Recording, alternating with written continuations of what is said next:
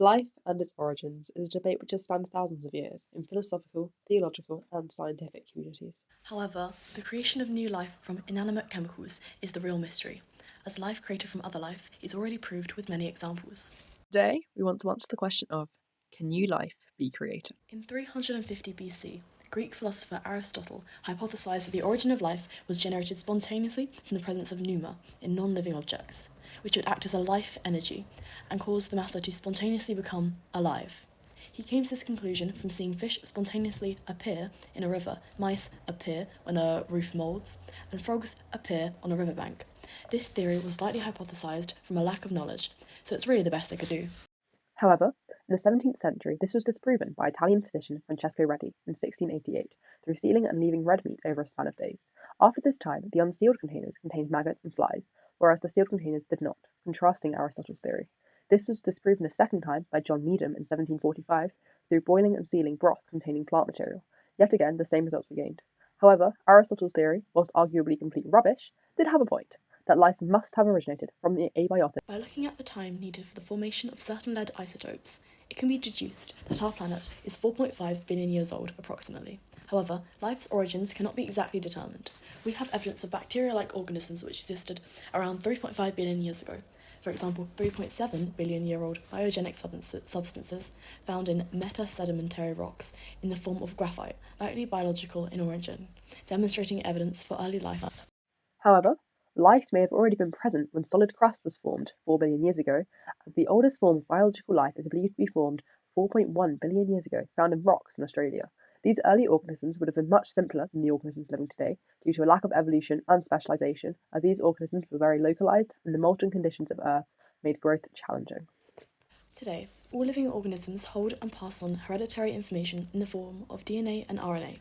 These molecules are composed of nucleotides. When arranged in particular lengths, they form genes, which dictate the construction of molecules, specifically proteins, along with the host of other functions which life relies on. Scientists conducted experiments under conditions reminiscent of those on primitive Earth, which resulted in the production of some of the chemical components of proteins, DNA, and RNA. This led to conclusions that the building blocks of life were available very early. It was also discovered that ribosomes can act as catalysts in modern cells. This discovery was important as it was previously thought that protein catalysts, enzymes, were the only option in specific biochemical functions. However, in the prebiotic world, RNA molecules could have been also catalytic, meaning they replicated themselves before there were any protein catalysts.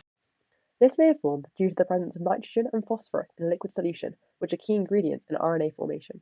Other likely essential elements and compounds include carbon, a liquid solution, usually water, sulfur, phosphorus, and nitrogen, as these make up almost all essential components, including nucleotides. Only after the planet began to cool, allowing Earth to gain a colder, solid crust around 4.5 to 4 billion years ago, and for liquid oceans to form around 3.8 to 4.2 billion years ago, did chemicals and compounds finally form into the first step towards life. This is because Earth met the conditions previously mentioned, allowing for the correct synthesis of chemicals to occur. An example of this is the fermentation of yeast for sourdough. Despite yeast fungus and other lactic acid bacteria being present in both the air and flour, which would not happen in a setting where life is initially created, it is only when the correct conditions are given, aka flour and water, that yeast can truly grow. By creating a hospitable environment, the yeast and bacteria can grow and divide, producing carbon dioxide, alcohol, and other sugars which maintain the ecosystem. In addition, when the first organisms that can photosynthesize were developed, carbon dioxide was removed from the atmosphere and replaced with oxygen, allowing for more growth and development, eventually leading to specialization into other cells. The idea of alien life being created has been considered on both planets and moons alike. Take Saturn's moon Titan, for example. With a temperature of negative 178 degrees Celsius and seas of liquid methane, Titan would be completely uninhabitable to humans. However, there has been theories of a different type of organism which use methane instead of oxygen. While organisms on our planet have an outer membrane in their cells which is made of lipids, it's theorized that their cell membranes would be comprised of methane and have a much lower freezing point than that of water.